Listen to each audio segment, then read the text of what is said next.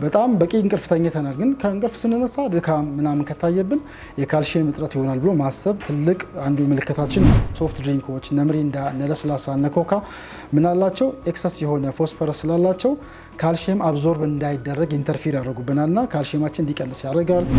በቀላሉ የሚሰባበር ጥፍር አንዳንድ ቀን ጥፍሮቻችን በቀላሉ ይሰባበራሉ። ይሄ ነገር ሲሆን ጥፍሬ ላይ ከሚሰባበረው የካልሲየም እጥረት ስላለው ነው ብሎ ማስተዋል። የፍየል ወተትም እንደዚሁ ትልቅ የካልሲየም ኮንተንት አለው። የፍየል ወተትም ከተገኘ መጠቀሙ ትልቅ ጥቅም አለው።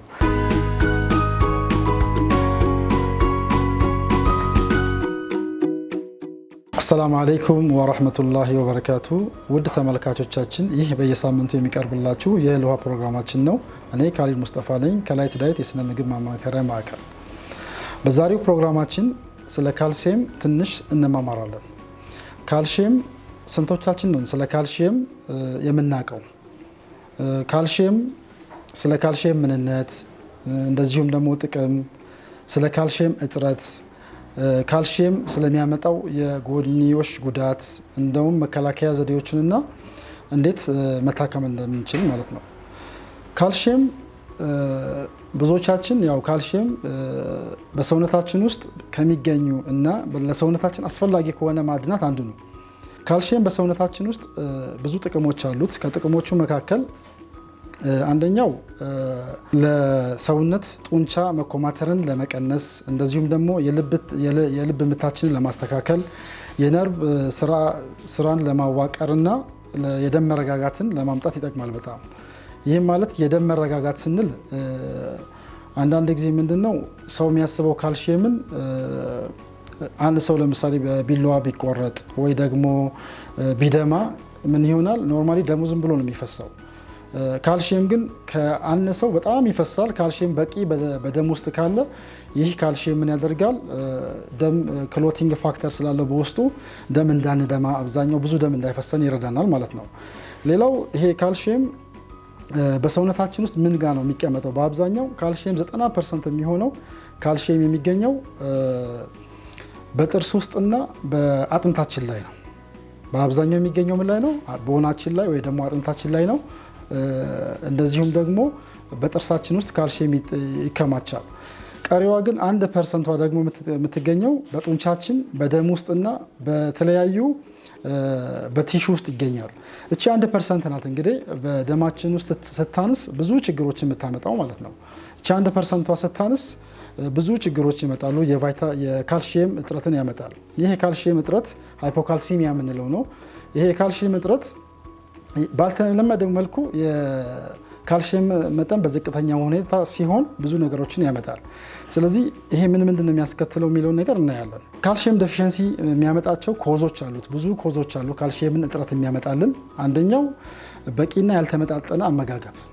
በቂና ያልተመጣጠነ አመጋገብ ከሆነ የካልሲየም እጥረት ስለሚኖር ይሄ ደግሞ ብዙ ሎሶችን ያመጣብናል ማለት ነው። ስለዚህ በካልሲየም የበለጸጉ ምግቦችን መመገብ ያስፈልጋል ማለት ነው። ሌላው የቫይታሚን ዲ እጥረት ራሱ የካልሲየምን እንዲቀንስ ያደርግብናል። ቫይታሚን ዲ በባለፈው ሳምንት ባልደረባ ያቀርበው ነበረ። አሁን ደግሞ ካልሲየምና ቫይታሚን ዲ ስለሚገናኝ ነው ዛሬ የምናቀርበው። እንዴት ነው የሚገናኘው? የቫይታሚን ዲ እጥረት ካልሲየም እጥረትን ያመጣል፣ አብዞርብ ስለማይደረግ ማለት ነው። ስለዚህ ቫይታሚን ዲ በአንጀት ክፍላችን ውስጥ ካልሲየም እንዲዋሃድና ወደ ሰውነታችን እንዲገባ አያደርገውም ማለት ነው። ሌላው የካልሲየም እጥረት የሚያመጣው የክሮኒክ ኪድኒ ዲዚዝ ወይ ደግሞ የኩላሊት ህመም ካለ ራሱን ችሎ የካልሲየም ችግር ያመጣል። ሌላው እንደዚሁም ደግሞ የተዳከመ ኩላሊት ተግባራት የካልሲየም ሚዛንን ይረብሸዋል ማለት ነው። ውስጡን ስለሚረባብሸው ኪድኒያችን ኩላሊታችን ከታመመ ኩላሊት በሽተኛ ከሆን ካልሲየማችን ይቀንሳል ማለት ነው። ሌላው የምግብ መፈጨትና መዋሃድ ችግር የካልሲየም መጠንን ይቀንሳል። እነዚህ ዳይጀስቲቭ ዲስኦርደር ላይ ለምሳሌ ክሮንስ ዲዚዝ የሚባሉ አሉ፣ ሴሊያክ ዲዚዝ የሚባሉ አሉ። እንደዚሁ ደግሞ ላክቶስ ኢንቶለራንስ። እነዚህ ምን ማለት ናቸው? ካልሲየም እንዲቀንሱ የሚያደርጉ ናቸው። ለምሳሌ አንድ ሰው ላክቶስ ኢንቶለራንስ ከሆነ ወተት ስጠጣ ሆዴን ይረብሸኛል፣ ሆዴን ያመኛል፣ ያስቀምጠኛል እያለ ካልጠጣው ካልሲየምን ማግኘት ስለማይችል ይህ ደግሞ የካልሲየምን መጠን እንዲቀንስብን ያደርግብናል ማለት ነው። ሌሎቹ የተለያዩ ሜዲኬሽኖች አሉ። ለምሳሌ እነዚህ ዳይሬቲክስ የምንላቸው ሽንት የሚያሸኑ መድኃኒቶችም የካልሽየም መጠን እንዲቀንስ ያደርጋሉ። ለምሳሌ ለደም ግፊት የሚታዘዘው እንደዚሁ ኤችሲቲ የካልሽየም መጠንን እንዲቀንስ በማድረግ ብዙ ስለሚያሽና ካልሽየም በዛ ውስጥ እንዲወጣ ያደርጋል። አንቲኮንቨልሳንት፣ እነዚህ ለሚጥል በሽታ የሚታዘዙ መድኃኒቶች እነዚህ ሁሉ የካልሽየም እጥረትን የሚያመጡብን ናቸው ማለት ነው።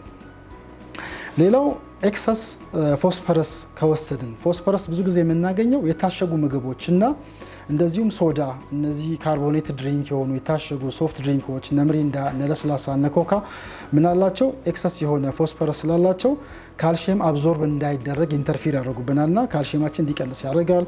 ስለዚህ እነዚህ ነገራቶችን ብንቀንስ ካልሽየማችንን ስቴብል ማድረግ እንችላለን። ሌላው እድሜ ነው። እድሜም ኦልደር አዳልት ከሆኑ አንዳንድ እድሜያቸው ከ65 ዓመት በላይ የሆኑ ሰዎች ካልሽየም ወይ ደግሞ ይሄ ዳይተሪ ኢንቴካቸው ምግብ ሲመገቡ የሚወስዱት አመጋገብ አነስተኛ ስለሆነ ካልሽየም እጥረት ያጋጥማቸዋል። ሌላው ምንድነው የምንመለከተው እንደተነጋገርነው ወደ ተመልካቾቻችን ሳይን ኤንድ ሲምፕተም የምንለው ነው። ወይ እኛ የምናየው ደግሞ ሳይን ይባላል። ሲምፕተም ደግሞ የምንለው ምንድነው እናንተ የምትነግሩ ነገራቶች ናቸው። ለምሳሌ ሐኪም ጋር ቀርባችሁ እንደዚህ ያደርገናል እንደዚህ ያደርገናል የምትሉት ለምሳሌ በቀላሉ የመጀመሪያው ምልክት ምንድነው? ብዙ ጊዜ ማንም ሰው አያስተውለውም የካልሽየም እጥረት አለብኝ ብሎ ማለት ነው። ለምሳሌ ምንድነው ዝቅተኛ የሆነ የአጥንት መሳሳት ቢኖርብንም በምን ይታወቃል? ስለዚህ ለማይታወቅ አጥንታችን ግን ሳስቷል፣ እኛ ግን አናውቀውም። ይሄ አንደኛው የሚያሳየው ምልክት ነው። ሁለተኛው የዘገየ የአጥንት እድገት ህጻናታችሁ ላይ ሊያሳይ ይችላል። እንደዚሁም ደግሞ ስለው የሆነ ቦን ግሮዝ እና በተለይ ህጻናት ላይ የሚከሰት ነገር ነው። ሌላው በቀላሉ የሚሰባበር ጥፍር፣ አንዳንድ ቀን ጥፍሮቻችን በቀላሉ ይሰባበራሉ። ይሄ ነገር ሲሆን ጥፍሬ ላይ ከሚሰባበረው የካልሽየም እጥረት ስላለው ነው ብሎ ማስተዋል። ቀለል ያሉ ደግሞ ድካም ስሜቶች ይኖራሉ። ተኝተን ስንነሳ እንቅልፋችን አንዳንድ ቀን ምን ይሆናል? በጣም በቂ እንቅልፍ ተኝተናል፣ ግን ከእንቅልፍ ስንነሳ ድካም ምናምን ከታየብን የካልሽየም እጥረት ይሆናል ብሎ ማሰብ ትልቅ አንዱ ምልክታችን ነው። ሁለተኛው ደግሞ ማይልድ ካልሽየም ዴፊሽንሲ ካለ ደግሞ ምንድነው ዋርኒንግ የሆነ ምልክቶች አሉት፣ የሚያሳየን ትንሽ አስደንጋጭ ምልክቶች ይኖራሉ። ከዛ ውስጥ የጡንቻ መኮማተር ወይም መንቀጥቀጥ፣ ይሄ መስል ክራምፕ ወይም ትዊስቲንግ የምንለው ፊታችን አንዳንዴ መንቀጥቀጥ እንደዚህ ይንቀጠቀጣል፣ እጃችን ይንቀጠቀጣል። ይሄ ምንድነው የካልሽየም በጣም እያነሰ ሲመጣ የሚያሳየው ምልክት ነው። ስለዚህ ፊታቸው ዝም ብሎ በራሱ ጊዜ የሚንቀጠቀጥ ነገር ካለ የካልሽየም እጥረት ነው ብሎ ማሰብ። እንደዚሁም የመደንዘዝ ስሜቶች ምን ላይ ነው የሚደነዝዘው? አንደኛ ጣቶቻችን ይደነዝዛሉ፣ እግሮቻችን ላይ ያሉ ጣቶች ይደነዝዛሉ። ቁጭ ብለን ስንነሳ መደንዘዝ ስሜት ካለ የካልሽየም እጥረት ነው ማለት ነው። ሌላው ይሄ ቆዳችን ይደርቃል። ካልሽየም በጣም እያነሰን ሲመጣ የቆዳ መድረቅ፣ እንደዚሁም ደግሞ የጸጉር ራሱ ጸጉራችን ሻይን የሚያደርገው ቅባቱን እየቀነሰ የመድረቅ ነገር ያመጣልና ይህን ነገር ካስተዋላችሁ የካልሽየም እጥረት ነው ብሎ ማሰብ። ሌላው ቅድም ስናነሳው ካልሽየም በአብዛኛው ስቶር የሚሆነው ምን ላይ ነው ብለናል? አንደኛው በአጥንታችንና በጥርሳችን ውስጥ ነው።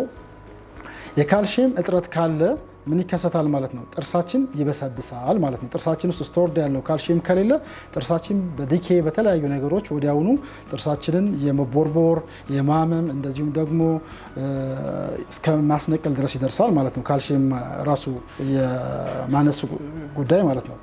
ሌላው የካልሽየም እጥረት በጣም ኢሪቴብል ያደርጋል። በጣም ብስጩ ያስደርጋል። እንደዚሁ ደግሞ ይሄ ኮንሰንትሬሽን ወይ ደግሞ አንድ ሰው አተኩሮ ነገራቶችን እንዳይመለከት ያደርጋል እና እንደዚህ አይነት ነገሮች ከገጠማችሁ የካልሽየም እጥረት ነው ብለው ማሰብ ነው።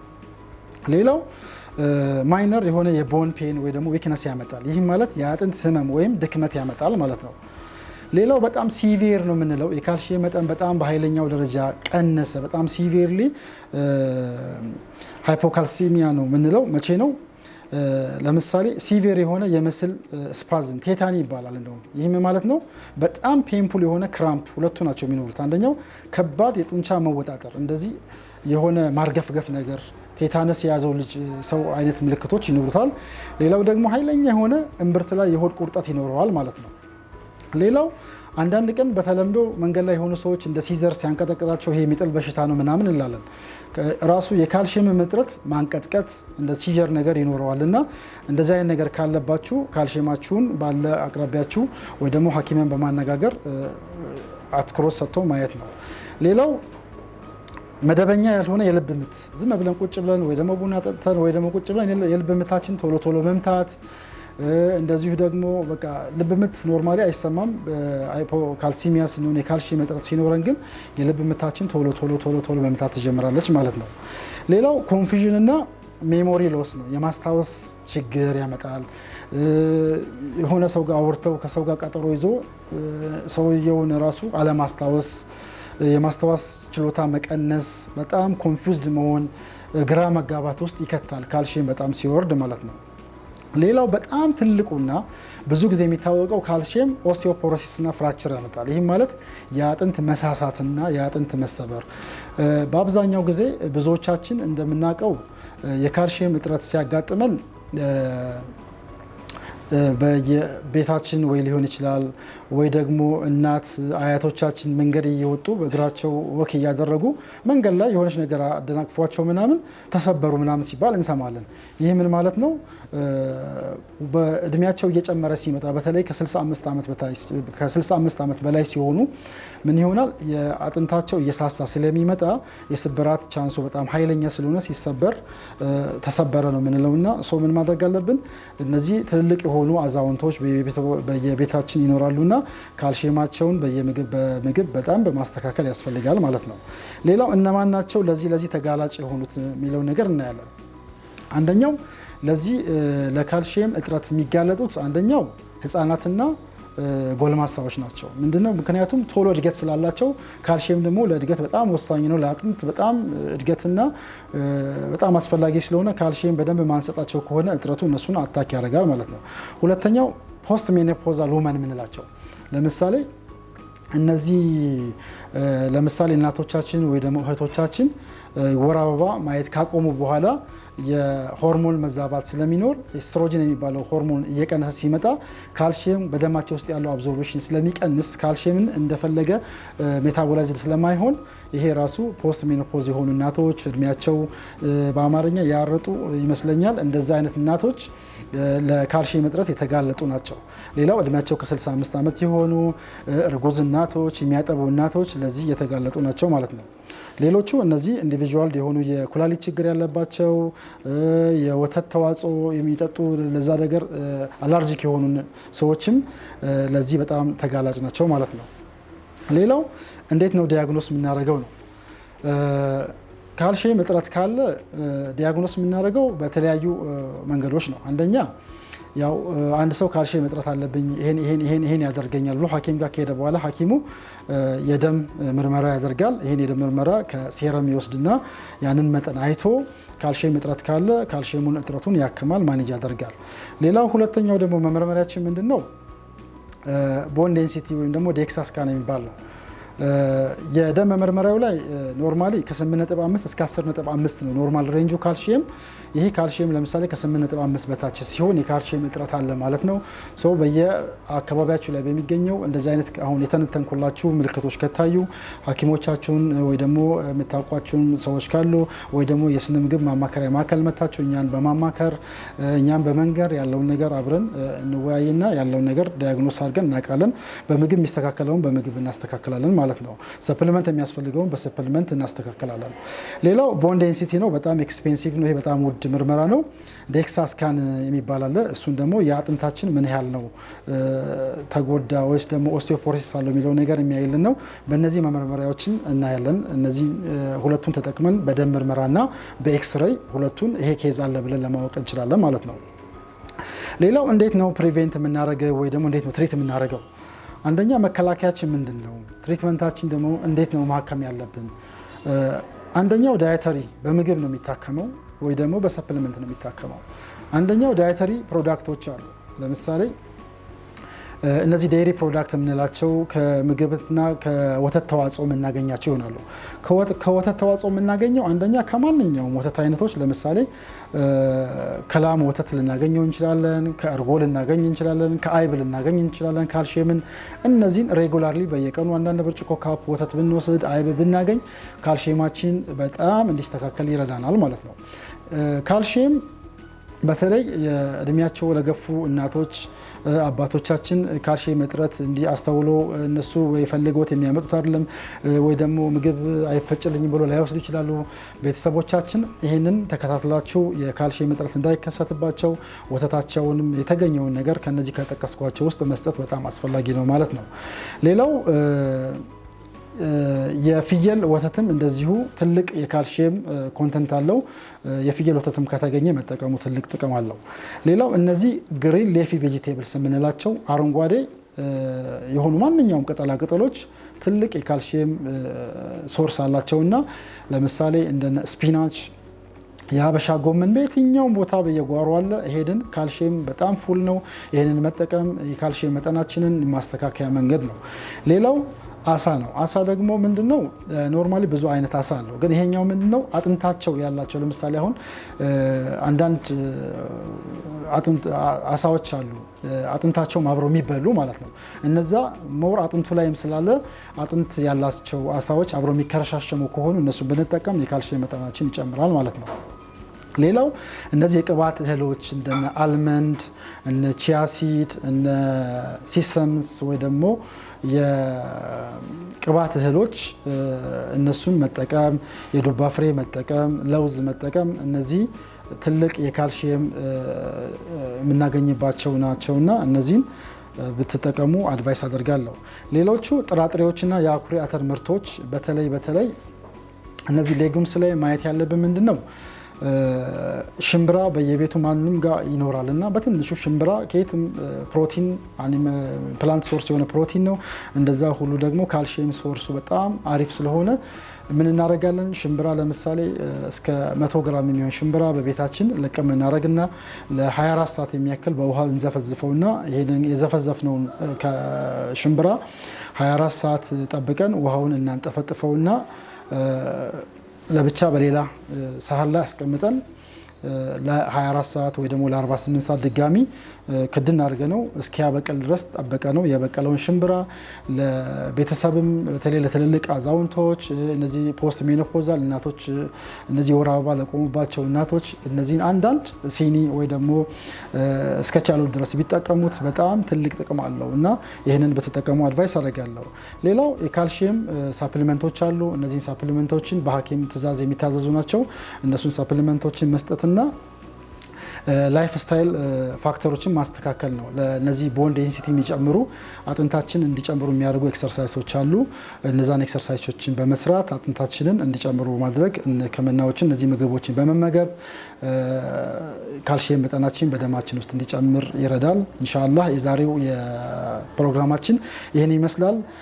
ላይት ዳይት የሚገኘው ለቡ ባርኔሮ አንድነት ህንፃ ግራውንድ ላይ ነው የምንገኘው። ላይት ዳይት የስነ ምግብ ማማከሪያ ማዕከል ብላችሁ ብትመጡ ታገኙናላችሁ ኢንሻአላህ። በቀጣይ ሳምንት እስክንገናኝ አሰላሙ አለይኩም ወራህመቱላሂ ወበረካቱ።